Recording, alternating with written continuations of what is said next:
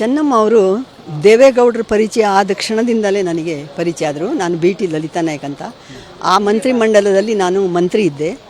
ಚೆನ್ನಮ್ಮ ಅವರು ನನಗೆ ಎಷ್ಟು ಹತ್ತಿರ ಅಂದರೆ, ಮನೆಗೆ ಹೋದರೆ ಮೊದಲು ಅವರಿಗೆ ನಾನು ಮಾತಾಡ್ತಿದ್ದಿದ್ದು. ಅವರು ದೇವ್ರ ರೂಮ್ನಲ್ಲಿ ಇರ್ತಾಯಿದ್ರು. ಅಲ್ಲಿಂದ ಬಂದು ಒಂದು ಬ್ಲೌಸ್ ಪೀಸ್ ಕೊಟ್ಟು, ಅರಿಶಿನ ಕುಂಕುಮ ಕೊಟ್ಟು, ಪ್ರಸಾದ ಕೊಟ್ಟು, ಚೆನ್ನಾಗಿದ್ದೀರಾ ಕೇಳಿ ನೀರೋ ಟಿಫಿನೋ ಕಾಫಿನೋ ಏನೋ ಕೊಟ್ಟು ಉಪಚರಿಸಿ ಕಳಿಸ್ತಾಯಿದ್ರು. ಮಾತೃ ಹೃದಯ. ಈ ರಾಜಕೀಯ ಅಷ್ಟು ದೊಡ್ಡ ಪ್ರಮಾಣದಲ್ಲಿ ಅವ್ರ ಮನೆಯವರು ಪ್ರಧಾನಮಂತ್ರಿಗಳಾದರು.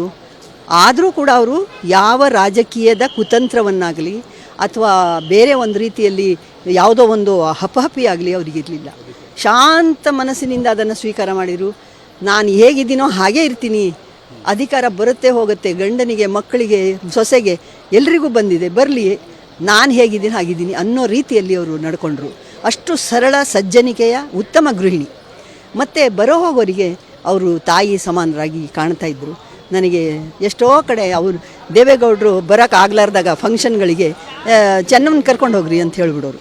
ಆಗ ನಮ್ಮ ಜೊತೆ ಬಂದು ಭಾಷಣ ಮಾಡ್ತಿರ್ಲಿಲ್ಲ, ಕೂತ್ಕೊಳ್ಳೋರು.